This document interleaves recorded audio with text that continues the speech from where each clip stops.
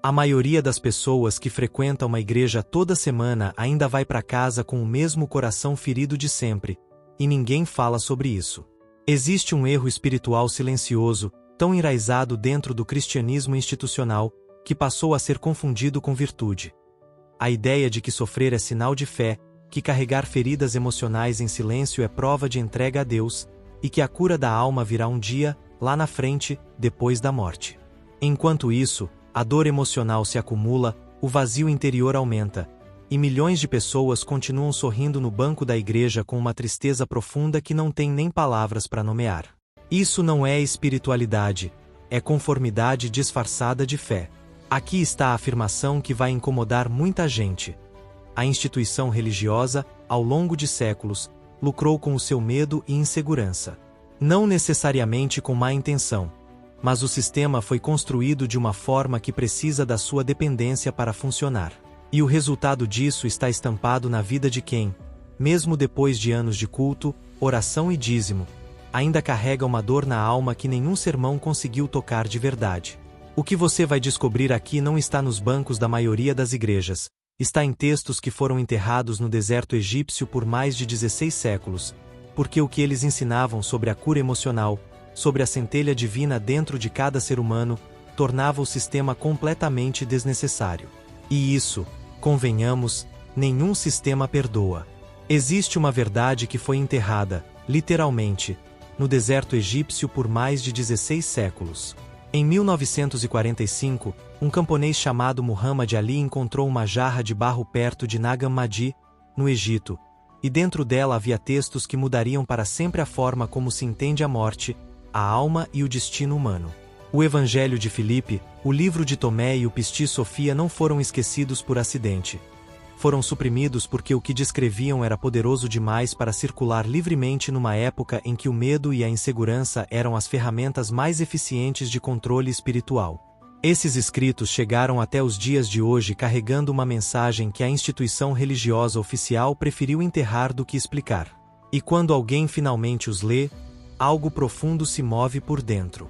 O que esses textos gnósticos ensinam sobre a morte é radicalmente diferente do que a maioria das pessoas foi criada para acreditar.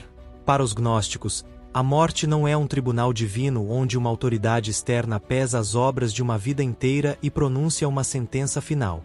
A morte é um espelho. Ela revela o que a alma cultivou enquanto ainda habitava o corpo. Quem passou a vida inteira carregando feridas emocionais sem nunca olhar para elas, quem viveu no desânimo espiritual sem jamais buscar uma cura da alma genuína, encontrará na morte não um juiz, mas o reflexo fiel de tudo aquilo que foi negligenciado. Essa ideia perturbava as estruturas de poder porque tirava de qualquer instituição o monopólio sobre o destino eterno de cada pessoa. A tristeza profunda que muitos sentem ao longo da vida, aquele vazio interior que nenhuma religião conseguiu preencher de verdade, talvez tenha uma explicação mais antiga do que se imagina. Esses textos sugerem que a dor na alma não é punição, não é fraqueza, e não é falta de fé. É o sinal de que algo essencial ainda não foi reconhecido por dentro. A morte, segundo essa visão, não chega para condenar ninguém, mas para revelar com precisão absoluta o nível de consciência que a pessoa desenvolveu enquanto ainda estava viva. E isso levanta uma questão que nenhum sermão tradicional costuma fazer. E se o problema não estiver no que você fez, mas no que você nunca se permitiu enxergar sobre si mesmo? Há algo dentro de cada ser humano que nenhum sistema criado pelo homem conseguiu apagar, e olha que muitos tentaram. Os textos gnósticos chamam isso de centelha divina, uma fagulha de consciência original que existe antes de qualquer doutrina, antes de qualquer hierarquia religiosa, antes de qualquer intermediário que se coloque entre uma pessoa e o sagrado. Essa centelha não foi instalada pela instituição, então a instituição também não tem o poder de removê-la. E é exatamente aí que está o problema. Quem carrega dentro de si uma chama que não depende de ninguém para arder representa, estruturalmente, uma ameaça a qualquer sistema que precise da sua dependência para sobreviver. O medo e a insegurança só funcionam como ferramentas de controle quando a pessoa não sabe o que realmente é. Os gnósticos ensinavam que existe, no cosmos material, um conjunto de forças chamadas arcontes, entidades ou princípios que governam as camadas do mundo físico e que, após a morte, funcionam como espelhos que refletem de volta à alma aquilo que ela construiu em vida. Mas quem desenvolveu a gnose, o autoconhecimento profundo, a cura da alma que vai além da superfície, passa por esses arcontes sem ser retido. Não porque você os vença em uma batalha, mas porque o que eles refletem simplesmente não tem poder sobre quem já reconheceu a própria natureza. É como tentar assustar alguém com uma sombra quando essa pessoa já entendeu que sombra nenhuma tem substância. A dor emocional que muitos carregam por anos a fio, o coração ferido que nunca foi verdadeiramente cuidado, são justamente as camadas que alimentam esse poder arcontico sobre a consciência. E aqui está o ponto que a instituição religiosa nunca quis que fosse dito em voz alta. Se a centelha divina é acessível diretamente, sem intermediários, sem hierarquias, sem rituais comprados ou obediências negociadas, então o sistema se torna desnecessário. A cura emocional genuína, o processo de olhar para as próprias feridas emocionais com honestidade e sem armadura, é em si mesma um ato espiritual, talvez o mais revolucionário que existe.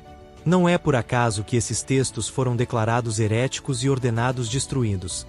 Eles devolviam à pessoa comum o que sempre foi dela.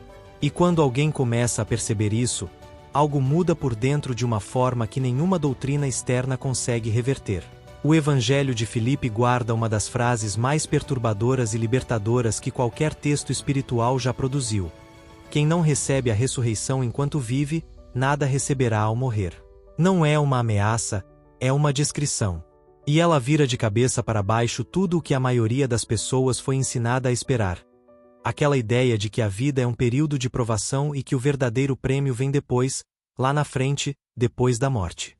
Enquanto essa promessa mantém milhões de pessoas vivendo com ansiedade espiritual, adiando o despertar, aguardando uma salvação externa que nunca chega do jeito que foi prometida, o ensinamento gnóstico aponta para uma direção completamente diferente.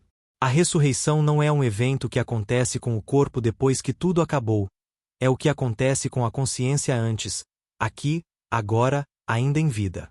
Traduzindo isso para a vida real, a ressurreição de que esses textos falam é o momento em que uma pessoa para de se identificar totalmente com o ego que o sistema fabricou, aquela identidade construída por condicionamentos culturais, religiosos, familiares, e começa a reconhecer que é algo mais profundo do que tudo isso. É o processo de cura emocional que acontece quando alguém finalmente olha para a própria tristeza profunda sem fugir dela, quando para de anestesiar o vazio interior com ocupações, distrações e performances de espiritualidade.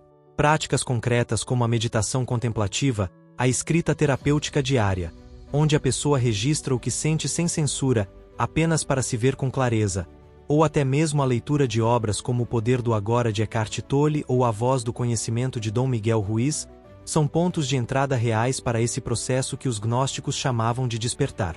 O que está em jogo não é uma questão teológica abstrata, é a qualidade da vida que está sendo vivida agora.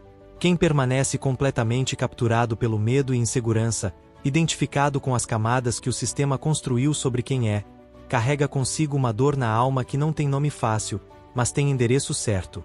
É o desânimo espiritual de quem espera que algo externo venha resolver o que só pode ser resolvido por dentro. O ensinamento gnóstico não pede fé cega, não exige obediência institucional. Pede apenas que a pessoa esteja disposta a olhar para dentro com honestidade suficiente. E esse olhar, quando acontece de verdade, é a ressurreição de que o Evangelho de Filipe fala. Não depois da morte. Agora. Chegou a hora de parar de esperar. Tudo o que foi apresentado aqui, os textos que foram enterrados, a centelha divina que nenhum sistema conseguiu apagar, a ressurreição que acontece agora e não depois da morte, aponta para uma única direção.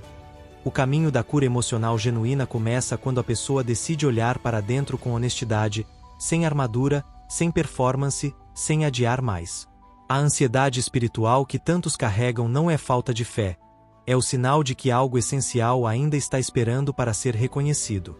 E esse reconhecimento não precisa de intermediários, não precisa de aprovação institucional, não precisa de mais um domingo no banco da igreja fingindo que está tudo bem.